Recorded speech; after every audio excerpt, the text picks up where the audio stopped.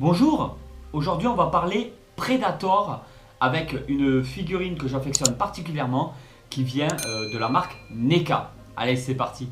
Alors la voici, la voilà, figurine de Predator. Alors c'est une figurine de chez NECA que j'ai vraiment eu beaucoup de mal à trouver parce que je crois qu'ils en produisent plus des comme ça, ou pas celle-là du moins.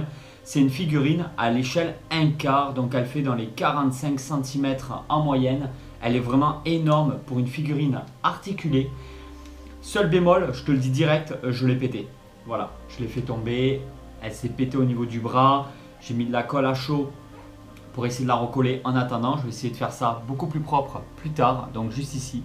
Voilà, je te le dis direct en début de vidéo. Je l'ai cassée. Je suis dégoûté. C'est une figurine que j'avais achetée d'occasion avec sa boîte. Elle était en parfait état et là malheureusement la boîte là elle est au garage, ça fait plusieurs années maintenant que je la possède, mais on va quand même faire une review dessus et voilà, dégoûté de l'avoir cassée. Le bras est pété, il y a une lame aussi qui est pétée là où j'ai mis de la colle à chaud pour la re-rentrer à l'intérieur, mais ça tiendra pas énormément, donc je vais te montrer tout ça dans la vidéo. Allez, c'est parti. Voici une vue d'ensemble donc de la figurine de chez NECA de Predator. Il en existe énormément de variantes différentes. Il y en a sans le casque, avec la tête qui a plusieurs expressions, des couleurs différentes de Predator parce qu'il y a énormément de versions différentes de cet extraterrestre qui est venu sur Terre pour chasser. Donc je sais pas si tu as vu les premiers films Predator, pour moi c'est vraiment les meilleurs, c'est le 1 et le 2 et après ça part en vrille, après ça devient n'importe quoi, après il y a du Predator versus Alien, des choses comme ça.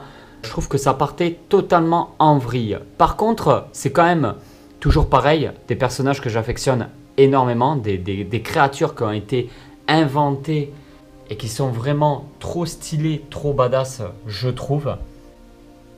Alors même si les films de maintenant ne valent pas les films de l'époque, je trouve que, enfin pour moi c'est toujours un réel plaisir à pouvoir regarder. On va y aller. Le problème de chez NECA, toujours pareil, des fois les articulations sont très rigides et vous pouvez casser les articulations en les bougeant. Donc c'est bien de chauffer avec un sèche-cheveux, par exemple au tout début. Quand vous avez des figurines NECA, même des petites figurines NECA, c'est bien de faire un petit coup de sèche-cheveux vite fait, chauffer un petit peu les articulations avant de bien les tordre, les déplacer et après ça va beaucoup mieux. Deuxième problème de chez NECA que l'on retrouve, c'est un excellent rapport qualité-prix, ils font de l'excellent travail, c'est plus à la portée on va dire de tout le monde d'acheter des figurines de chez NECA. Par contre, le gros bémol aussi, c'est que ça a du mal à tenir debout et c'est comme ça que je l'ai fait tomber et que je lui ai pété le bras. C'est parce qu'elle a fini par tomber. Au niveau des détails, c'est juste une créature de dingue. Le travail, il est vraiment là. Donc on va aller si elle tient bien droite, on va d'abord regarder au niveau des pieds. Pieds palmés, beaucoup de détails. On voit les écailles, de la texture un petit peu comme une couche de vernis. Je rappelle que c'est des figurines articulées en PVC. Comme vous pouvez le voir, il y a des côtés un petit peu brillants quand même. Et quand on remonte, il y a de l'armure. Des fois, on voit que c'est du plastique. Des fois, ça fait un peu plus réaliste. Voilà, ici. Le petit côté tressé, c'est du vrai. Ça n'a pas été sculpté directement sur la figurine, moulé comme ça, mais ça a été rajouté. Donc, c'est vraiment un vêtement qui a été rajouté par-dessus. Voilà. Et après, quand on remonte, on a tous les détails. Alors là, comme je vous ai dit, j'ai cassé le bras juste là. Je suis vraiment dégoûté. En plus, du coup, la figurine a perdu toute sa valeur, forcément.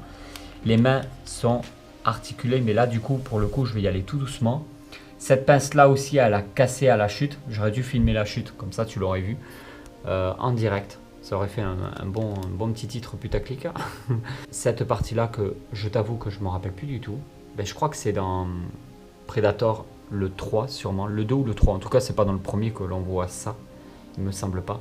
Il y a le casque qui s'illumine, sauf que là j'ai pas mis de pile, mais tu as un bouton ici sur le côté et quand tu appuies, les yeux s'illuminent en rouge.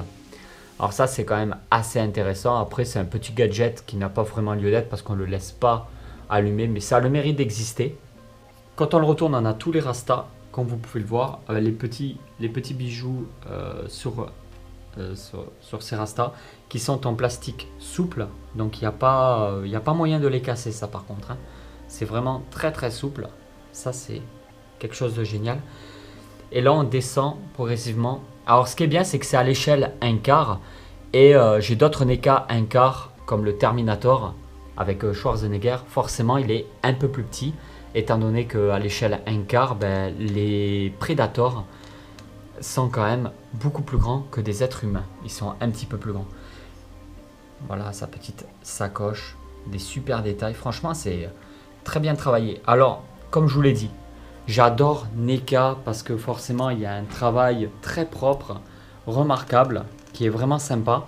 Le rapport qualité-prix est top hein, parce que pour trouver de la figurine comme ça en 1/4, ben, ça va être dans les 120 à 150, 160 euros maximum, il me semble.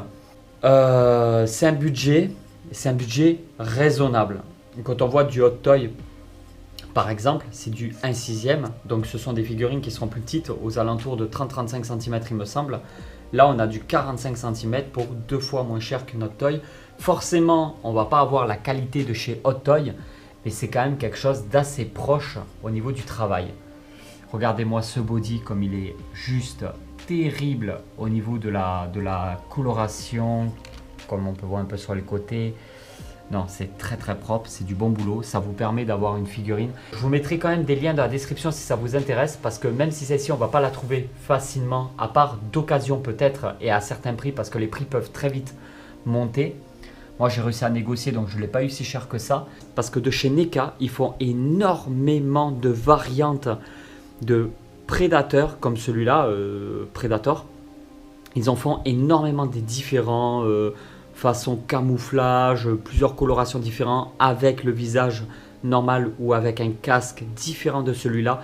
Il y a peut-être des dizaines et des dizaines de versions différentes à des échelles beaucoup plus petites. Donc on part sur de la figurine qui doit faire dans les peut-être une trentaine d'euros en moyenne, donc c'est beaucoup moins cher et on se retrouve avec des figurines de 14, 15 voire 16 cm peut-être, et là ça te permet d'avoir des magnifiques boîtes fenêtres avec des variants totalement différents de celui-là. Donc voilà, on n'a pas forcément tous les moyens, je le conçois, même de mettre 150 euros, c'est un gros budget pour une figurine, je le conçois tout à fait. C'est pas parce que j'ai des statues, j'ai des trucs qui coûtent assez cher que derrière je ne respecte pas en fait toutes les autres figurines. C'est pour ça que j'ai à tous les budgets et que je comprends tout à fait qu'on ne peut pas forcément mettre une grosse somme dans une figurine. Donc il y a des figurines qui sont plus petites, qui restent de sacrés objets de collection. Attention, on n'est pas sur du jouet, mais on est vraiment avec la marque NECA sur des objets de collection, même si ça reste de la figurine articulée,